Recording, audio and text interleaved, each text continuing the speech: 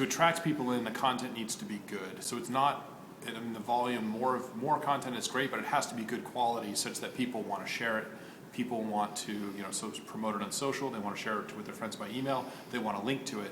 And if you do create the content that attracts that social sharing and the link activity, then you're going to rank higher in search results, you're going to get more activity within social. So I think, with email, if you have someone's email address, you can send them an email that has really poor content in it. That's not a permission-centric medium. Mm-hmm. But social and search engines are much more about having good quality content, because in order to have someone share your content on Twitter, they need to think it's good. How would you recommend that a company differentiate its information then? I mean, let's say internet marketing. You guys write about internet marketing. Thousands of people write about internet marketing. What distinguishes one versus another and makes one rise to the top? I mean, I think think like a media company. And so okay. what distinguishes the Globe and Mail above other publications? What distinguishes, the New York Times above other publications? I think it's the quality of the content. How much of it is volume versus quality?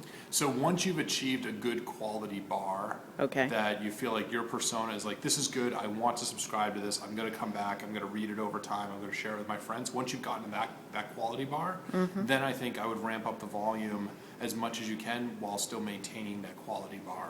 All the experiments that we've done internally between blogging once a day, once a week, up to 2, 3, 4, 5 times a day. We're now probably around 2 to 3 times a day. Wow. Every time we've increased the volume, not only has the overall amount of traffic increased and the overall amount of leads increased, but the average number of, let's say, page views per article has also gone up. So are you suggesting then that a company would be better off taking money out of sales staff and putting it into writers? I think, maybe out of sales staff and putting it into writers, or if you're doing other forms of advertising, I would consider taking out of that and putting that into, writers and content creators to fuel the inbound marketing engine. From the viewpoint of smaller businesses that don't have huge writing staff or marketing staff, what do you think are the most effective places or ways for them to be delivering their content? So I think for most businesses, having some sort of a blog is a really good idea. It kind of serves as your home base online. I think businesses that start doing social before they blog is sometimes a big mistake, because I think a lot of people start doing social and then they're like, well, what do I say? Whereas if you have a blog, at least you're publishing some content, you have some opinions, you have some things that are worthy of being shared with people. You're answering questions from customers and prospects and people, that have questions for your industry, for your company all the time. Yeah. Take those questions and turn those answers into blog articles. And guess what? Some people are asking you those questions. A lot more people are typing those questions into Google. Mm-hmm. And that's really the trick. If you can take that knowledge from your head as a small business owner and put it up online, people are going to start to find you through Google and through social.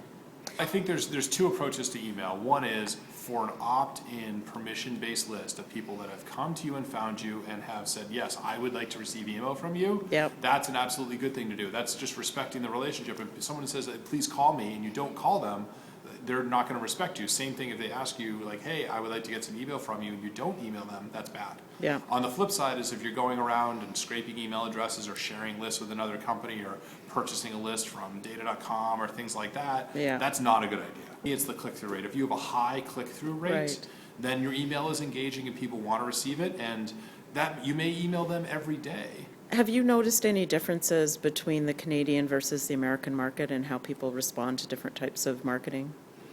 I think people in Canada are generally friendlier and more helpful than most Americans, right? And I'm not saying this just to flatter you. I think it's true. And what I think is interesting about that is I think it actually makes Canadians very well suited to inbound marketing.